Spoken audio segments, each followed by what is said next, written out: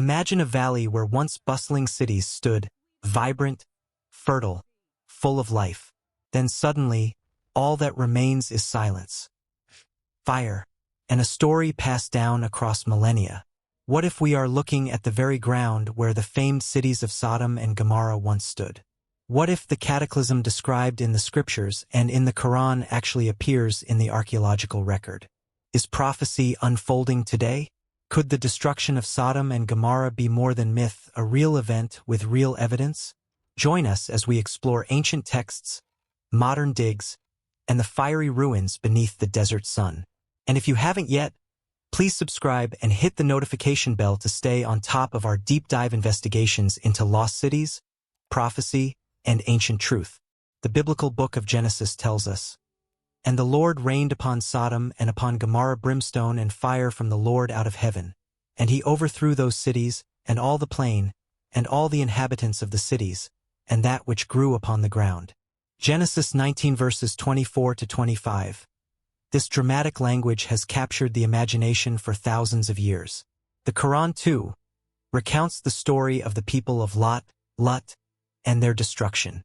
And the dwellers of the valley became justified to be subjected to humiliation. The angels said, "O Lut, verily we are messengers from your Lord. They shall never reach you."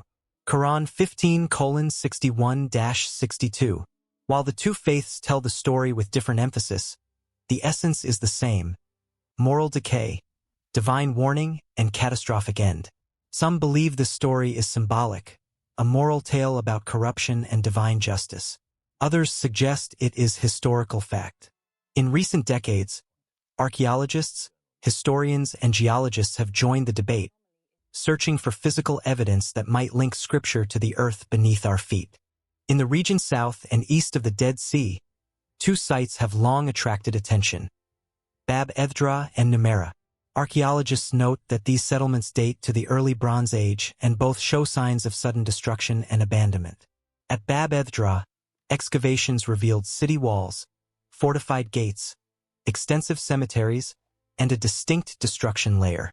Numeira, located nearby, also bears traces of fire, ash, and collapsed structures. The biblical narrative speaks of the cities of the plain and the valley of Siddim, which geographically correspond to this very region. More recently, attention has turned to another candidate, Tel el-Hammam, northeast of the Dead Sea in Jordan. Excavations there revealed a massive Bronze Age city, fortified and prosperous, that appears to have met a fiery end. Some scientists claim to have found melted pottery and evidence of extreme heat, suggesting the city may have been destroyed by an airburst, an explosion in the atmosphere similar to the Tunguska event in Siberia. Others remain skeptical.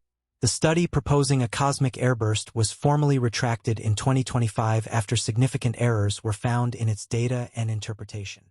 The core evidence is destruction by extreme heat, not the cause of that heat. We must stick to the verifiable facts. At Bab Edhra, researchers discovered that the city's gates were blocked before its fiery destruction. The cemetery structures above show scorching consistent with a regional inferno. At Numeira, rooms were filled with ash, debris, and toppled walls, suggesting a sudden calamity that sent residents fleeing. Tel el-Hammam's destruction layer contains melted building material, indicating temperatures far beyond normal fires. Yet the cause, whether natural, military, or celestial, remains uncertain. The phrase fire and brimstone from heaven may evoke divine wrath, but could it also describe a real geological or astronomical event? Some scholars propose that the destruction could have resulted from an earthquake and accompanying gas eruption, igniting fires across the plain. The Dead Sea Rift is a known fault line capable of massive seismic activity. Others argue that this imagery refers to a meteor explosion. Still, these remain theories. Archaeology offers pieces, not full pictures. Geographically, the evidence aligns remarkably well. The cities of the plain are described as low-lying, fertile, and near the Dead Sea, just like Bab Edhra and Numeira. Chronologically, the alignment is less precise. Some radiocarbon dates do not perfectly match biblical timelines. Yet the pattern is striking. Flourishing settlements destroyed in fire, never rebuilt, located exactly where the Bible and the Quran say calamity fell. This discovery, or the ongoing search for it, carries deep meaning for believers. For Christians and Muslims alike, the story of Sodom and Gomorrah is not merely about ancient ruins. It is a warning against arrogance, injustice, and moral corruption. It is about human choice and divine justice. Our role is to document what we find, not to confirm biblical geography. No responsible archaeologist can definitively claim this is Sodom today. The evidence is powerful, but the conclusions must remain cautious. Some believers see in these findings a reaffirmation of faith. Others see an opportunity for reflection rather than proof. The Quran's account of Lut's people tells us that divine punishment came when corruption exceeded limits. The Bible presents Sodom's destruction as both judgment and mercy. Judgment on the wicked, mercy for the innocent spared. Both traditions point to the same universal lesson. When morality collapses, societies crumble, whether by divine act or by their own hands. Today, the barren land around the Dead Sea tells a silent story. Once fertile and green, now lifeless and salted. Ancient texts describe it as like the garden of the Lord, but now it stands as a wasteland, a haunting mirror to the moral ruin it represents. Scientists analyzing soil samples from the region find high concentrations of sulfur, burnt minerals, and layers of ash, exactly the substances the scriptures mention as brimstone. But as we marvel at the ruins and the science, we must remember humility. Some researchers caution that ancient people often described natural disasters in theological language. To them, the heavens spoke through catastrophe. Earthquakes, meteors, volcanic eruptions, all could be seen as fire from the sky. Does that make the story less divine? Not necessarily. For believers, nature itself is a language of God. For archaeologists, it's data. Both may point to the same truth through different lenses. The search for Sodom and Gomorrah is not just an academic pursuit. It's a spiritual and moral journey. It forces us to ask, what do these ruins say about us today? About the moral health of our own societies? About the choices we make when faced with corruption, injustice, and pride? Even if one day archaeologists find undeniable evidence of these cities, the story's meaning will remain timeless. The cities were not merely destroyed, they became a symbol. Their ashes became a lesson for every generation that followed. And in that sense, Sodom and Gomorrah are alive, not as cities, but as warnings written in stone, scripture, and memory. The latest evidence keeps the debate alive. Some experts suggest the destruction layer at el-Hammam resulted from a massive shockwave, possibly equivalent to hundreds of atomic bombs. Others insist it was nothing more than a city fire or enemy attack. Either way, the devastation was total. Pottery was fused, mud bricks turned to glass, and the city remained uninhabited for centuries after. Yet faith and science need not be enemies here. The heat and the brimstone, that's the scientific data. The judgment and the warning, that's the theological message. The Bible's story of Sodom and Gomorrah is referenced throughout Scripture, from the warnings of prophets to Jesus' teachings in the New Testament.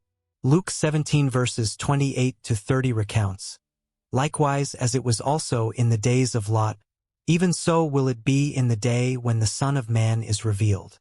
Muslims, too, recognize Lot as a prophet who called his people back to righteousness, only for them to reject him. The moral fabric tying both accounts together is strikingly similar: arrogance, defiance, moral collapse, and an ultimate reckoning. What, then, should modern humanity take from these findings? Are they signs of prophecy unfolding, or simply reminders of the ancient consequences of hubris and disobedience?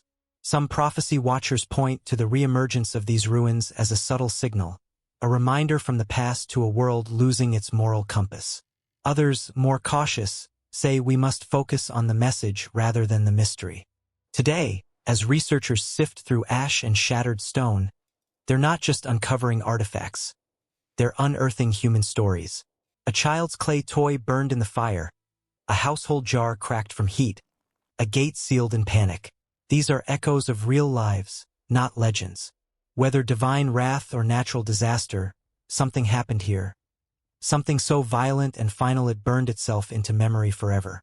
In the quiet of the Jordan Valley, the ruins stand like a warning in stone. And across faiths, the message is the same. Justice, morality, and humility stand at the heart of every civilization's survival. We may never know every detail of what happened on that fateful day, but the story remains one of the most haunting and enduring in all Scripture. Its echoes reach beyond faith lines, uniting humanity in reflection. So the next time you gaze upon the lifeless waters of the Dead Sea, imagine the bustling cities that may once have stood beneath that sun. Picture their fall, their silence, and remember that truth often hides not in declarations, but in questions. Could this be the real Sodom and Gomorrah? Could the fire that fell from the heavens still speak to us today? The evidence remains open, the mystery alive, but the warning, it is eternal.